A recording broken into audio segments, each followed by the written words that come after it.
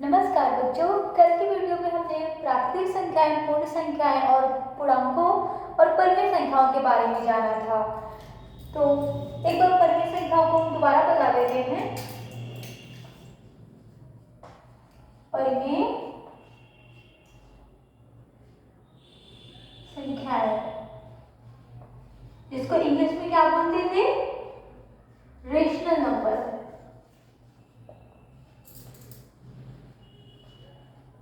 और इसको क्यू से रिप्रेजेंट करते थे। तो परिमेय संख्याओं के बारे में हमने क्या बताया था कि ये वही संख्याएं होती हैं जो p बटे q के रूप में लिखी जाती हैं। किसके रूप में?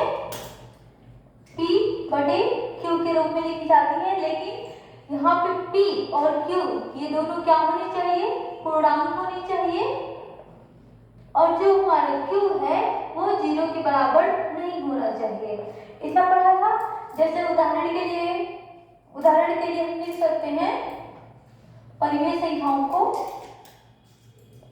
1/2, 4/5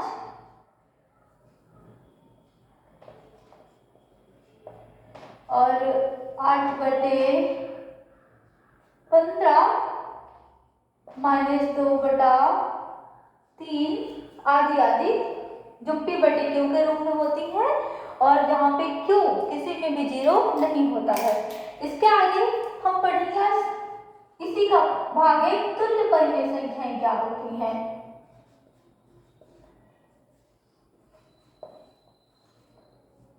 तुल्य परिमेय संख्याएं,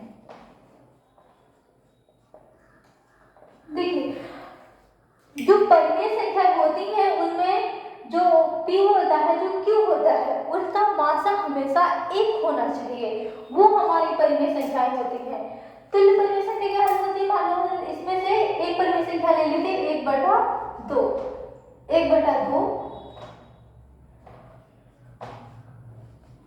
ऊपर और नीचे एक ही संख्या से अगर हम गुणा करते हैं, मान लो ऊपर 1 है नीचे 2 है, इसमें हम 2 से गुणा करते हैं, 2 एकम 2 और नीचे 2 दूनी 4, फिर 3 से गुणा करते हैं, 3 एकम 3 और 3 दूनी 6, 4 से गुणा करते हैं तो 4 एकम 4, 4 दूनी 8। तो ये जो सारी संख्या मिल रही है ये तुल्य परिमेय संख्या है। जो परिमेय संख्या है वो 1/2 है।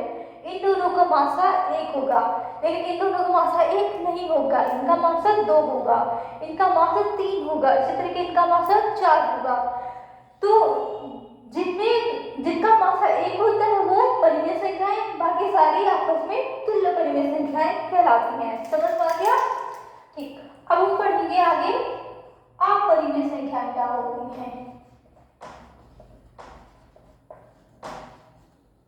अपरिमेय संख्याएं, इनको इंग्लिश में बोलते हैं इरेशनल नंबर।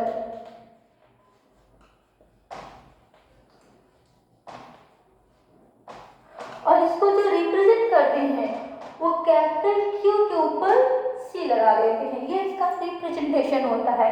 अब अपरिमेय संख्याएं क्या होती हैं? ये वे संख्याएं होती हैं जो p बटे q के रूप में नहीं लिखी जा सकती हैं। नहीं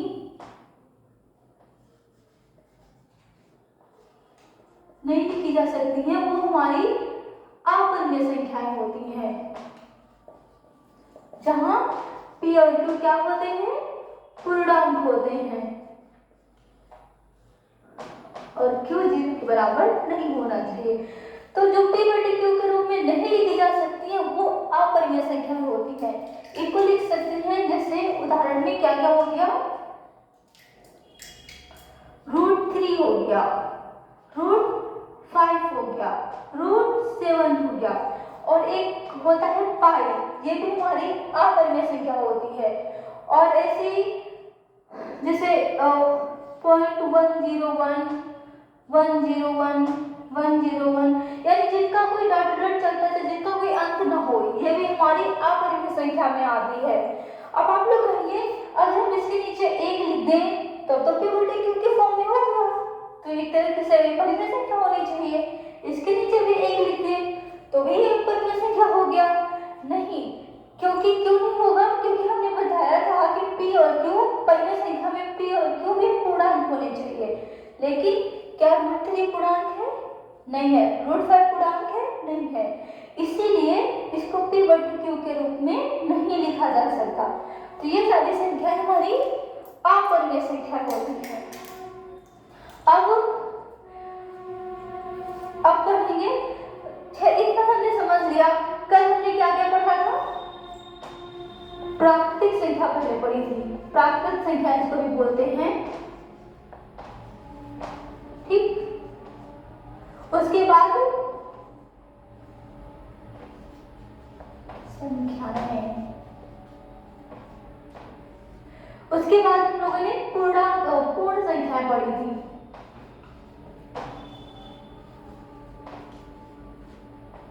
उसके बाद हम लोगों ने पूर्णांक पढ़े थे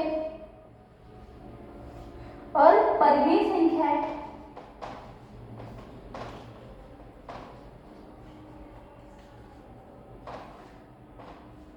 तो जितनी भी प्राकृतिक संख्या होती है, प्राकृतिक संख्या हमारी 1 से शुरू हो रही थी, 1 2 3 और डॉट अनंत तक 1 से शुरू होती है, वो प्राकृतिक संख्या होती हैं।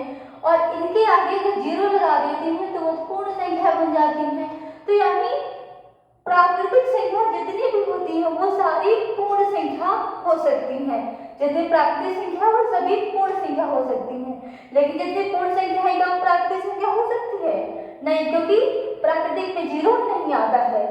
पूर्णांक में क्या पढ़ा था कि ये पूर्ण संख्याओं में जो नंबर होते हैं इनके आगे अगर नेगेटिव नंबर भी लगा देते हैं तो वो हमारे पूर्णांक हो जाते हैं। तो इस तरीके से देखिए, जितने भी पूर्णांक होते हैं वो सभी पूर्ण संख्या होती हैं। और परिमेय संख्या जो p/q के रूप में होती हैं। तो जितने भी परिमेय संख्या होती हैं वो सभी पूर्णांक, पूर्ण संख्याएं, प्राकृतिक संख्याएं सभी हो सकती हैं। लेकिन जो अपरिमेय संख्या है उनसे इनका कोई लेना देना नहीं है। अब ये तो जाने कि जितनी परिमेय संख्याएं होती हैं वो सभी संख्याएं होती हैं। अब अपरिमेय संख्या को हटा दिया गया, लेकिन जिसमें अपरिमेय संख्याएं भी हो, परिमेय संख्याएं भी हो, पूर्णांक संख्या भी हो, पूर्ण हो, प्राकृतिक हो, जिसमें सारी संख्याएं होती हैं उसको हम बोलते हैं क्या? वास्तविक संख्याएं। वास्तविक संख्याएं, इसमें दुनिया भर की जितनी भी नंबर है, जितनी भी संख्याएं हैं वो सब आ जाती हैं। इंग्लिश में इसको बोलते हैं रियल नंबर्स, ठीक। और इसको रिप्रेजेंट करते हैं कैपिटल R से। तो वास्तविक संख्या वो होती है जिसमें सभी संख्याएं आ जाती है, प्राकृतिक भी, पूर्ण भी, पूर्णांक भी, परिमेय भी, अपरिमेय भी, जितने भी नंबर्स होते हैं वो सब आ जाते हैं, ठीक है बच्चों। तो आज के लिए इतना ही। अगर वीडियो पसंद आया हो तो लाइक करें, शेयर करें और सब्सक्राइब करें।